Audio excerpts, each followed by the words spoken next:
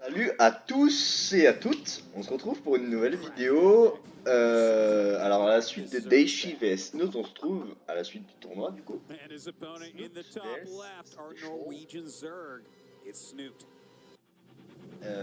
On présente plus les joueurs, hein. Snoot qui a gagné le championnat du monde en 2016 je crois, et qui est un des meilleurs joueurs du monde.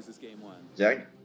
Et Special qui s'est révélé cette année. Enfin, il était déjà bon avant, mais il s'est particulièrement révélé cette année avec beaucoup de diversité dans les builds et une macro de malade et une micro impressionnante.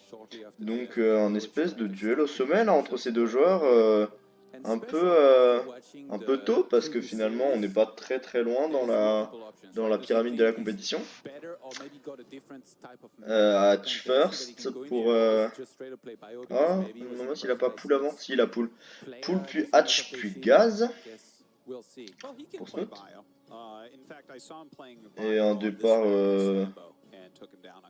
départ classique aussi pour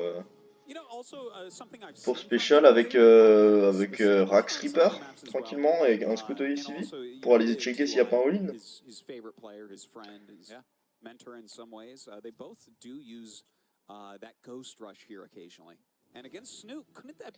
Et si je devais faire un petit prono, je dirais 2-1 pour Snoot, qui pour moi a une meilleure macro, qui est habitué à jouer contre des Terran.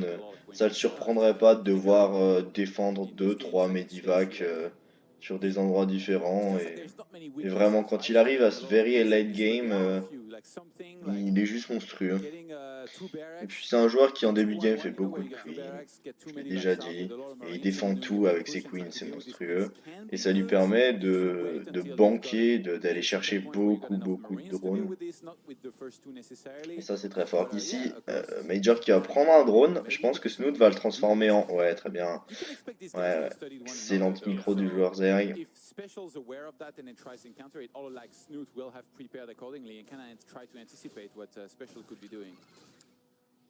Il vient poker avec le truc. Il est bon, hein. Il perd pas un seul drone. Ici, spécial qui vient bloquer la B3. C'est hyper classique hein, chez les Terran, mais ça marche très bien parce que Snoot il a pas trop envie d'aller prendre l'autre B3 qui est beaucoup trop proche, beaucoup trop exposé. Donc il va devoir aller se défaire de cette Engineering Bay. Ici, spécial qui prend la Crypt Tumor. C'est vraiment très important, ça va ralentir énormément le creep spread de Snoot, même s'il perd son Reaper. Les Terran aiment bien garder leur Reaper quand même avec leur follow-up double Lion Reaper. Mais il prend la tumeur, je saurais pas dire pour lequel des deux joueurs c'est le plus profitable. Mais bonne opération en tout cas de spécial.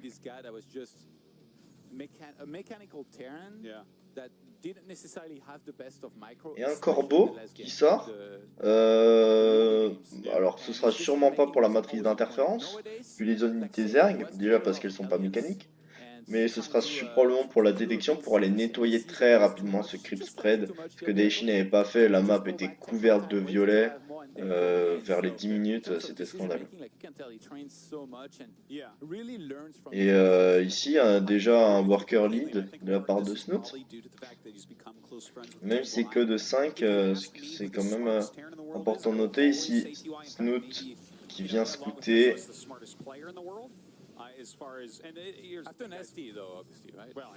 Il le refait. Je sais pas pourquoi, c'est peut-être un miss. Peut-être un miss ou peut-être juste qu'il voulait vérifier une information, mais dans tous les cas, il n'a pas eu l'occasion de le faire. Une B3 de posée, défendue avec les queens, et ici ça m'a l'air de partir mec pour le joueur mexicain. Ah, pas tant que ça. Peut-être pas. Ouh là là, c'est des aliens qui vont prendre des drones ici. Avec le corbeau qui va poser une tourelle.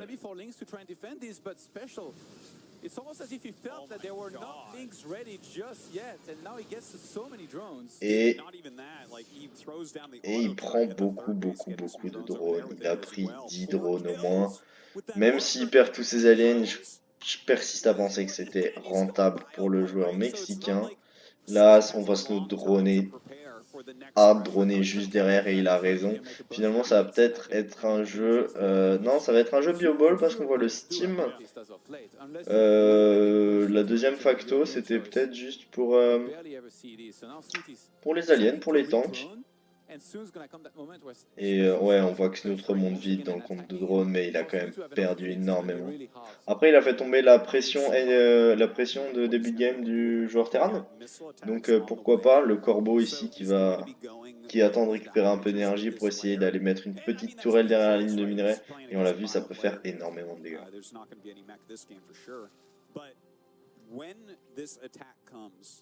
You know, he's already got a couple siege tanks, I believe. His medevacs are on the way. Does Snoot know that it's bio? Did he scout anything? I'm not sure that he did. Yeah, don't you think he could be going for this because he thinks it's mech? Or does he... I guess he might not necessarily... Ouais, donc là, les commentateurs sont en train de soulever un point intéressant. C'est que, parce que nous, on a la vision, on sait. Mais est-ce que Snoot sait qu'il se retrouve contre un jeu bioball et s'il pense qu'il joue contre mech, ça peut lui porter défaut. Surtout que là, on a un espèce de push qui fait assez peur quand même, à base de 2 tanks. Je pense qu'il y a 16 marines pour rentrer dans les demi-divacs. Donc franchement, un push qui fait peur s'il n'est pas bien défendu. Surtout que ces 2 tanks vont être difficiles à aller chercher. Il y a un worker lead de la part de Snoot, mais il faut qu'il défende bien ce push. Et il n'y a pas grand chose pour l'instant, il n'y a vraiment pas grand chose. Il y a quelques roaches, ici il va essayer de choper un tank, mais il y a trop de marines pour défendre. Oh là là, la défense qui vient de chuter de 3 pour le joueur Zerg. Et ça dure tellement longtemps. Le hub des corbeaux qui est worse, qui est totalement worse. Ici Snoot qui produit masse roach pour essayer de défendre et il le tient ce push. Il le tient mais à quel prix? Si là les 2 tanks mettent des shots sur la défense, ça fait tellement de dégâts. Il faut qu'ils viennent mettre des billes corrosives sur ces tanks. Non, il arrive à s'en débarrasser sans. Il a pris cher Snoot sur ce push, mais il défend. Et il a l'avantage sur les workers. Toujours pas de B4, je pense que... Ah si, B4 qui vient d'être posé. Peu tard. Pour un joueur pro en tout cas. Pour un joueur de ce niveau. Et il part plus 2 sur l'aérien. Donc Rochidra, probablement. On voit le lair qui est lancé, donc on va aller chercher des améliorations rapidement. Ou alors, pourquoi pas, maintenant qu'il s'est rendu compte qu'il joue contre Gubball, aller chercher rapidement des Broodlords qui sont extrêmement puissants contre la Gubball, qui sont difficilement contestables, à part par les Ghosts et les Vikings. Mais s'ils sont pas à temps, les Broodlords peuvent juste être tout seuls dans les airs et détruire toute l'armée Terran. Ici un beau drop, il n'y a rien pour défendre, les 2 roaches vont se faire sniper je pense. Les 2 roaches vont carrément se faire sniper, les queens qui arrivent pour dire stop à ce push, elles vont essayer de focus le medivac probablement. De l'autre côté un push pour des creeps sur la B4. Les billes qui touchent presque le medivac, c'est dommage. C'est dommage parce que là s'il prenait les medivacs il était vraiment bien. Et là on le voit direct le creep spread qui est pas le même que contre Deshi, hein. Qui est pas du tout... Ah, le medivac qui tombe avec les marines à l'intérieur, ça fait mal. Ça fait mal, mais il a pris des drones. Il a repris l'avantage sur les drones, donc worse, probablement. Ici, il nettoie le creep spread, mais constamment, il vient chercher, il vient rentrer un scan et il vient détruire des tumeurs muqueuses. Bonne réaction de la part du joueur mexicain ici de décaler ses medivacs. Les pertes, ça aurait été vraiment très très chiant. Les medivacs, ça coûte cher, ça coûte du gaz surtout. Bien sniper ce dépôt, pourquoi pas, c'est gratuit.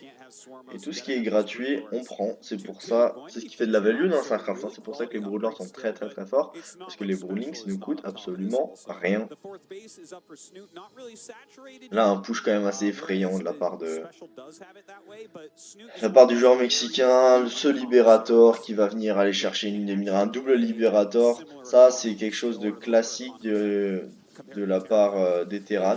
Vous avez vu, il s'est positionné un peu sur l'extrémité, c'est parce qu'il pensait qu'il allait avoir une Spore Crawler et qui allait l'embêter. En fait, pas du tout. Ici, les bonnes billes qui détruisent les tanks, qui détruisent beaucoup de tanks, qui prend un Medivac. Les billes de Snoot sont tellement bonnes. Et il nettoie les 2 Libérators, ils perdent pas tant que ça. Les billes qui font peur, les billes qui empêchent d'avancer. Et un Medivac vraiment très low. Il faut qu'il fasse attention Major, parce que là s'il s'empale avec son armée, ça risque d'être compliqué. Il y a vraiment beaucoup de roach et là il va aller mettre des billes sur les tanks je pense. Et ouais, Snoot qui défend bien, mais en même temps il y a un push sur la B2. Est-ce qu'il va essayer de sniper la B2 peut-être? Je pense pas, il essaie de viser les drones. Il récupère parce que de toute façon il a vu qu'il allait pas la prendre. Il va essayer d'aller chercher d'autres drones, mais il prend tellement de drones, Special. On est à 53 drones, mais what the fuck? Oh, le Medivac qui tombe plein, ça fait mal. C'est ouf comme Snoot défend tellement bien, mais qui prend tellement cher. Broodlord's on the way right now. We don't see any reaction to the Greater Spire from Special. So this might be the situation where à chaque fois il prend des drones, c'est insupportable. Il est tout le temps en train de faire chier avec un lib, un drop, un truc. Je pense que si c'était pas Snoot, le mec serait mort. Il a bien avancé ses tanks quand même, Major, il a peur de rien. Et je pense qu'il va être surpris par l'arrivée des broods. Enfin, il va être surpris. En même temps, l'arrivée des broods sauf Snoot, parce que, oh là là, les bonnes queens qui prennent le Medivac, qui vont prendre facilement ces quelques marines et ces maraudeurs. Et là, les bonnes billes qui vont connecter. Bam, bam, bam, bam, bam, les tanks qui tombent. Les Medivac qui tombent. Bonne défense de Snoot, il est tellement dessus. Et là, quelques Broodlords qui vont venir dire aux tanks juste de dégager. Parce qu'il n'y a rien pour les contests, il n'y a tellement rien. Il n'y a pas de Ghost, il n'y a pas de Viking. Les 2 joueurs sont sur B4, je vois pas de B5 de la part de Snoot, ça m'étonne un peu, je pense qu'il va pas tarder la poser. Oh non, il va se faire prendre. Non, il se fait pas prendre un sandwich, mais quand même.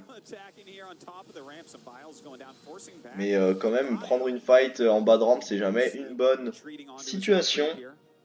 Même pour le genre de... On voit la B5 ici. Et Snoot qui est remonté dans les drones et qui l'avait plutôt bien. C'est que c'est hallucinant comme Snoot a bien défendu, mais Major est tellement agressif, il prend tellement de drones souvent. Là il vient poser. Ah, il le savait Snoot, il avait posé des. Il avait posé des. Mais en même temps, Special pousse sur la B5, il est obligé de la cancel, il cancel la B5. C'est bien joué de la part de Special. Les Broodlords qui savent... Oh là là, encore un snipe de Medivac plein, mais il en snipe tellement. Mais comment Special peut être autant dessus alors qu'il snipe tellement de Medivac plein? Il faut reculer ces ravageurs, il faut pas les perdre, il les perd. Il perd le Medivac, il perd beaucoup Special, mais en fait à force de prendre des drones à gauche, à droite, il reste dans la game. Et c'est ça qui lui permet de tenir. Ici on voit des Vikings qui partent, ça va être la réponse au Broodlord. On voit le Cloak qui est lancé, ça va probablement être pour les Ghosts, et on voit le plus 3 d'attaque à distance qui est lancé pour le joueur norvégien, je dirais. Ouais, norvégien.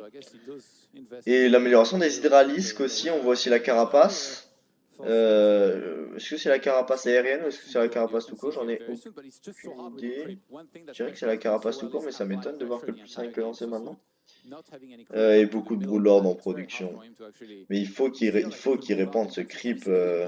Sinon tu peux pas laisser des tanks avancer comme ça tranquillement. Et encore un triple drop, mais c'est insupportable. Et il laisse un Broodlord défendre, mais le Broodlord fait pas tellement de dégâts.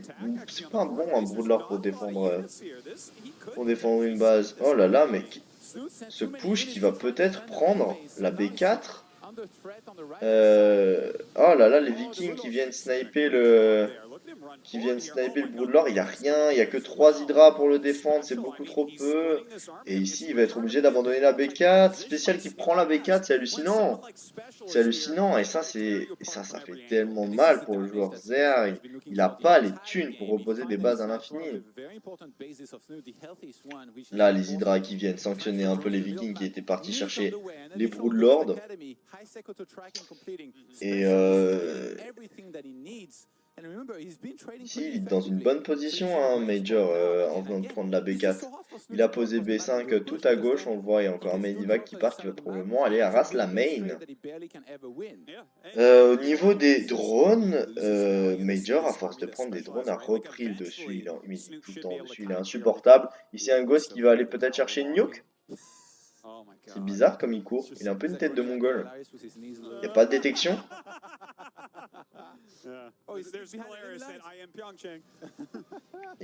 Et ouais, il pose une nuke. Pas de... What the fuck, où est la détection? Il n'y a pas une putain de... Ah! Il décale.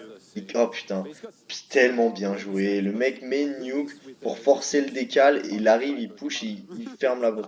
Oh, il shut down la base. En fait, le nuke, c'était juste une putain de diversion. Ici, il y a les Vipers qui vont peut-être être la solution avec... Oh, la Viper qui s'est fait sniper. Putain! Mais il est tellement chaud, Major.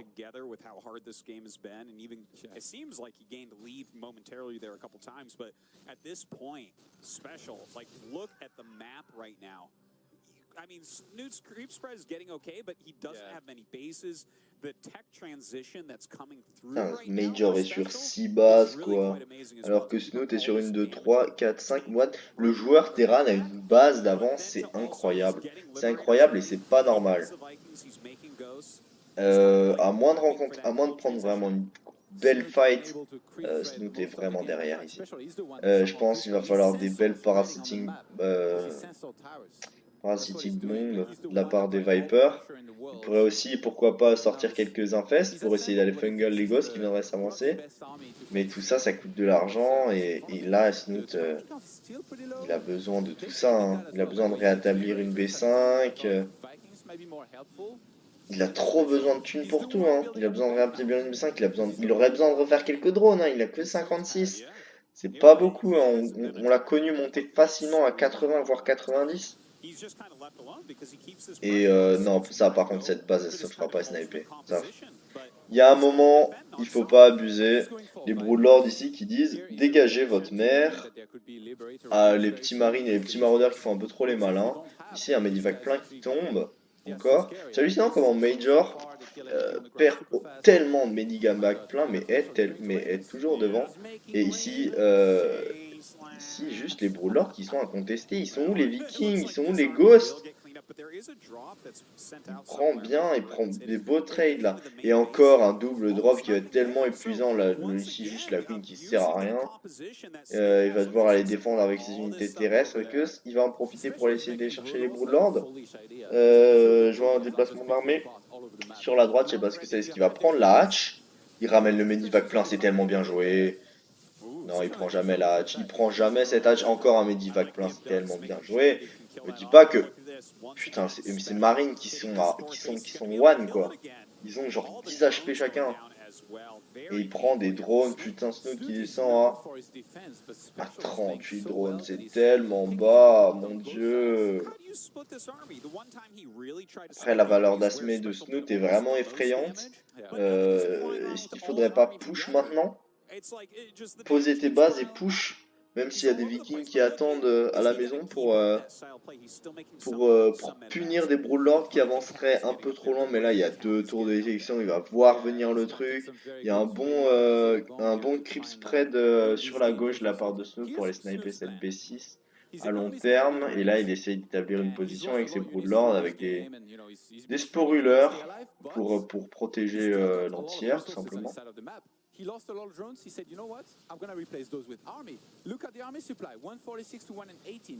Ouais, l'army supply est carrément en la faveur de Snoot. Et là, je pense qu'il faudrait qu'il push. Il a tellement de Broodlord. Et là, par contre, ils sont insupportables. C'est putain de drop. Mais là, il y a trop de queen et il va dire, dégage. Il est où ce putain de ghost? Il est là. Putain, mais il faut de la détection. Non. Je pense que cette nuke prend rien. Bon pull des drones de la part de Snoot.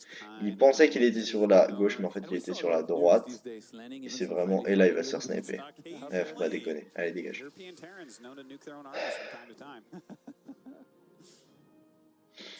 Et Snoot qui a maxé avec 50 drones.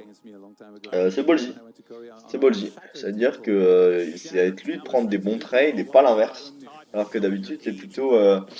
le joueur Zerg qui va prendre des trades pas déficients mais pas hyper effectifs. Si la bombe parasitaire sur le Medivac. Oh, qui prend 3 Oh, 2 Medivac, mais le dernier Medivac est tellement low HP. Quelle bombe. Elle est belle, elle est très belle cette bombe parasitaire. Elle a fait beaucoup de dégâts. Ici on voit que les Overlords ne sont pas placés n'importe comment. Ils sont derrière les bases pour anticiper, pour voir des libérateurs, notamment avec l'amélioration de portée, qui vont pouvoir se passer bien derrière et faire chier les drones en étant hors de portée de certains placements de Queen. On vient de voir qu'il vient faire un slash dance sur un corbeau. Il respecte vraiment rien, le joueur mexicain. C'est vraiment gros. What the fuck, il vient de prendre sa B7 là, sur la gauche de... Regardez la minimap. Juste à gauche de sa tour de détection. C'est vraiment ballsy, mais en même temps, Snoot est tellement sur la défensive ici. Et je pense pas que ce soit le bon plan parce que tu peux pas te permettre d'être sur la défensive avec 40 drones face à 70. Hein. Tu peux pas te permettre, mais il a une armée tellement imposante. Il faut qu'il aille chercher des dégâts avec ses Broodlords. Il faut pas qu'il reste comme ça. Après, le danger, c'est qu'il commence à déplacer ses Broodlords. Il va pouvoir aller se faire sniper. Mais franchement, la population armée... Excusez-moi. La population armée du joueur Terra n'est pas si ouf, quoi. C'est juste de la bio-ball et t'envoies 5 Broodlords, ça sont nettoyés instant, quoi. On voit qu'ici il fait des 36 même sur ses hydras. Et Snoot il sait pertinemment qu'il peut pas se permettre de perdre des unités. Ici les gosses qui vont peut-être être pique. Non, c'est dommage. Putain, mais Major qui reste sur le creep au plus grand des calmes. C'est hallucinant. Il a peur de rien ce garçon. Et il... Oh non. Ah, la bombe parasitaire qui fait tellement de dégâts. Et il perd encore tous ses Medivac, Major. Mais j'ai envie de dire heureusement parce que Snoot revient pas dans la game sinon. Hein. Et là on est en train de voir le cancer. C'est-à-dire le very endgame des Terran complètement débile mais tellement fort. Du Maskerbo. Voilà, le principe c'est vous claquez toutes vos bombes de weekend défense qui font shutdown la défense de l'adversaire de 3. Et en même temps ça fait des dégâts. Ça a été nerfé. Mais en fait c'est tellement fort que même si ça a été nerfé c'est toujours joué, je trouve ça hallucinant. Donc là c'est juste une espèce d'armée full viking, full spellcaster de la part du Terran. Et si vous en lâchez 3, 4, 5 bonnes sur des Broodlords un peu groupés, bah juste vous one-shotez l'armée Zerg quoi. Et c'est tellement violent. S'il va prendre un snipe, il va garder l'infestateur en vie, c'est quand même une bonne nouvelle. Et là, c'est ce squad de corbeau qui va venir mettre des missiles. Ça repète tellement de dégâts. Ah, putain, c'est abusé. Heureusement, il n'y a pas eu de one shot, je crois. Il va pouvoir aller faire des transfuses avec ses queens. Quoique, il n'y en a pas tant que ça. Mais c'est hallucinant. Et là, le partage de map qui est en faveur de Major, hein, de spécial. Hein. C'est hallucinant. Hein. Et il a construit une deuxième...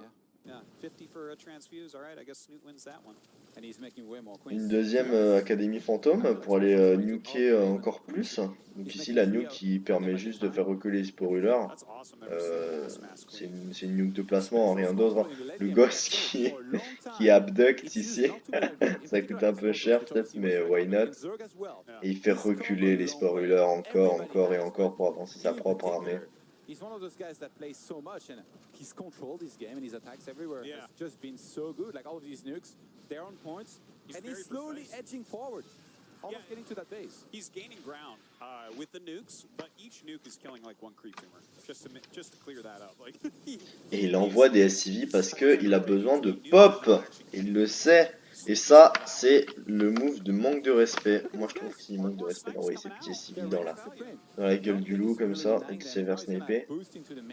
Et oh là là, le Mas Corbeau, il vient de sniper encore une base à Snoot, c'est hallucinant. Il est tellement présent sur ses haras, le joueur mexicain. Il laisse pas une seule putain de seconde. Et oh putain, s'il prend la hive, ça va faire tellement mal. Il la prend la hive, c'est chiant. Il va voir relancer son T2, son T3. En même temps, une nuke. Le multitasking du joueur mexicain qui est vraiment pas à plaindre. Et là, il y a une nuke, vite. Il protège chez Broodlord.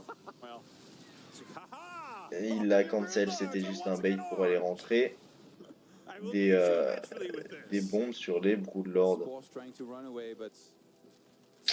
Je vois difficilement comment il gagne cette game, le joueur finlandais.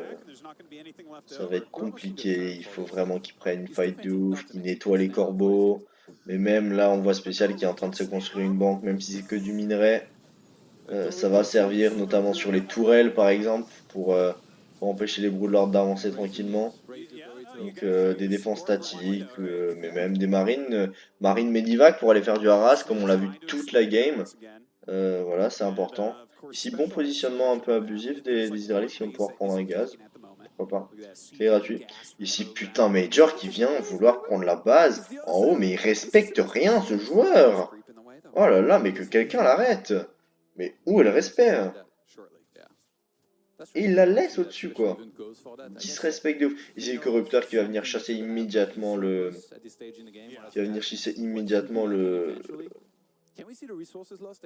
Le Libé. Et lui dire que le harass de drone, ça a bien 2 minutes, quoi. Enfin, ça a bien 27 minutes en l'occurrence. Mais là, l'armée de Major est vraiment hyper qualitative. Hein. On a beaucoup de vikings pour aller sniper tout ce qui est en l'air. Et les corbeaux, bah, juste tu balances des bombes partout, tu niques tout ce qu'il y a. C'est débile, mais c'est puissant.